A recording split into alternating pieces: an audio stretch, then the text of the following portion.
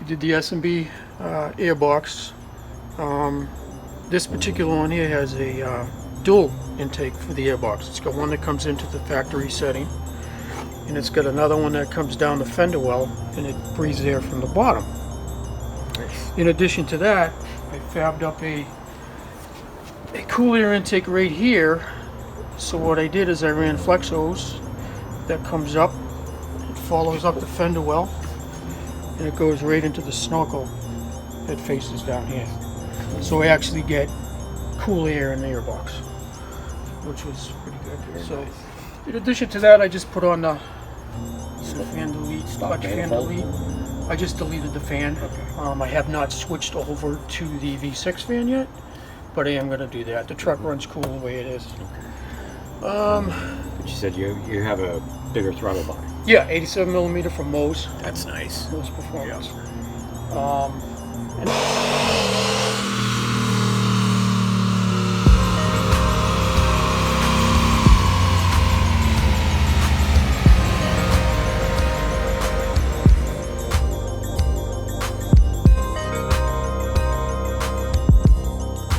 What is going on, guys? So I am back with the mini mic, and we are going to talk about some dyno results. A Dodge Ram jumped on the dyno with a stock tune, a 93 tune, and a Dyno Tune. And the results are pretty much going to surprise you, because I'm looking at the numbers now, and I am pretty shocked.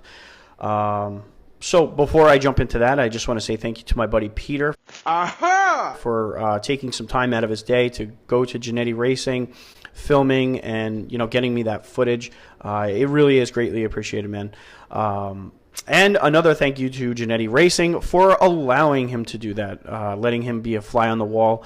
So for anybody that's looking into a performance shop in the Connecticut region, just take a look at Trinity Racing. His link is going to be in the description. Definitely a great shop. You guys have seen some footage of Trinity's on this channel already. Great guy, Ted. He really knows what he's talking about. So let's dive into the results here with the tunes. Okay, so before we talk about the tunes, let's go over the modifications that are actually on the Ram. So it includes an S&B cold air intake, a Moe's 85 millimeter ported throttle body, Flowmaster 50 series muffler with basically everything else stock piping on the exhaust, a catch can, and a clutch fan delete. So, not a bad little mod list right there, but I wouldn't say that it's really that far from a stock Ram. So for many of you that have stock Rams or stock 5.7s, if you're looking into the 93 octane tune, I don't think you're going to have that, big of a difference of what you're going to see. So the dyno results for his Ram with the stock tune is 321 wheel horsepower. And remember, this is all coming from the same dyno, so don't pay attention to, the actual numbers. Notice the difference in the gains and everything. And 356 in torque. So that was basically the baseline. Stock tune with those modifications, 321, 356 in torque. Now, when they loaded up the 93 octane tune by Diablo, they saw a gain of 21 wheel horsepower. So it came out to 342 wheel horsepower, no torque gains, okay? It actually went down a little bit, but that's, not a big deal. 352. So, it went down 4 in torque.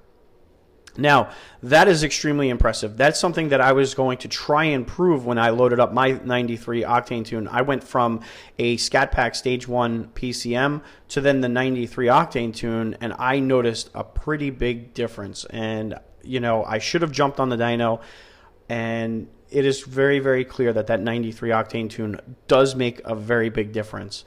So the owner went to Trinity Racing to basically fine-tune or maximize the Ram, and walked away with a mild increase in wheel horsepower and torque at the peak. So it was 345 and 354. So, not really huge gains in the peak area, but if you notice at the look at the dyno graph, there was a performance increase over the 93 tune, and the most important thing is that the air to fuel ratio was actually corrected.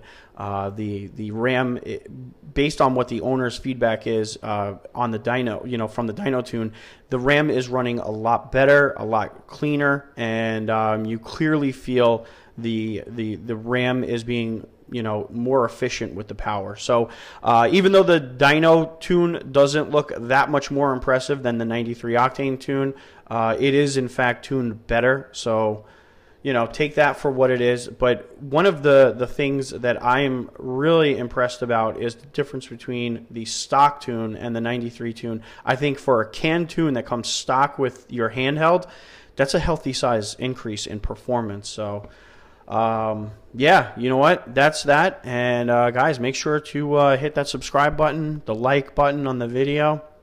I should have more RAM stuff coming. And yeah, thanks for watching, hanging with me. And yeah, also in the description is a link to my RT Life t-shirt store. Definitely go check that out. You guys are awesome. All right, I am out.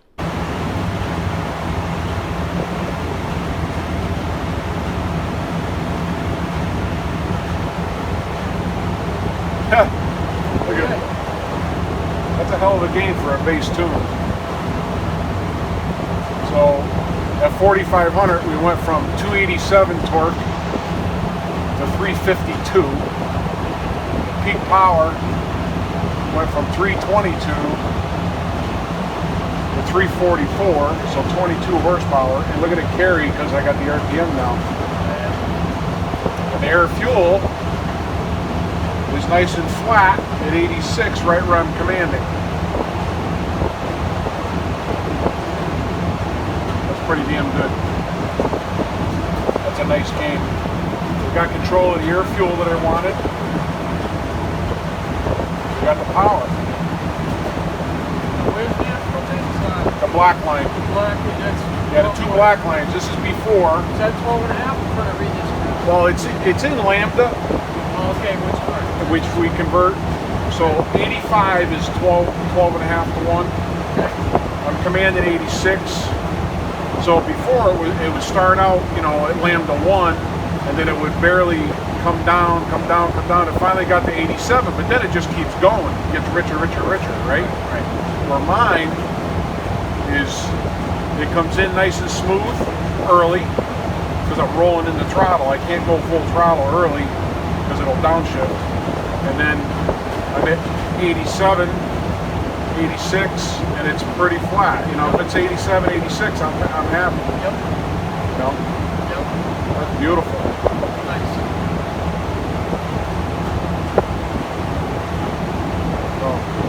What's carrying the phone? Oh yeah, it carries now. Yeah. And I can pull up the baseline from this morning too. We clear all first. I think it was 4.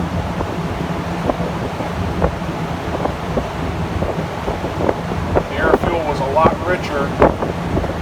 We were 11 and a half to 1 air fuel, 0.78. Look at the difference in the air fuel. Right. So I corrected that.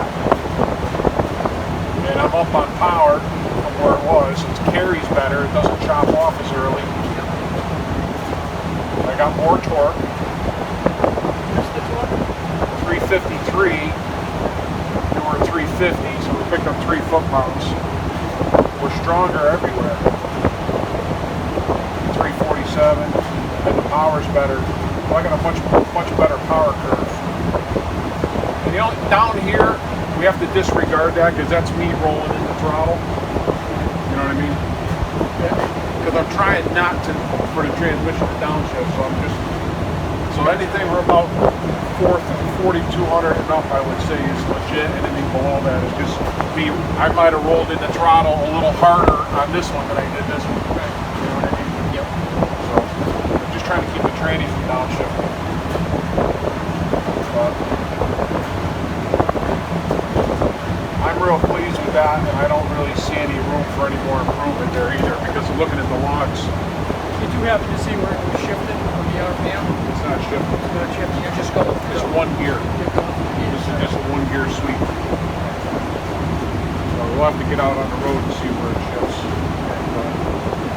There was a rev limiter in your transmission. It was not changed in your original tune that I changed. Okay. Should allow it to shift. So the power's peaking at about 58, roughly 58. Yeah, it's 5,600. 56. I mean, it carries pretty Yeah, good. It doesn't fall over. Yeah. No, it does start really falling over until you get there. Falls over at about 58. Look at my torque versus where it was before. It was rev limiting here. Yep. 5,800. Yep. Okay. Yep. See that. Right. Really no reason to rev it past 6,000. You know. Right. You're not gaining anything. No. But if it shifts here, it falls back to here. Right. That's what you want. If it shifts here.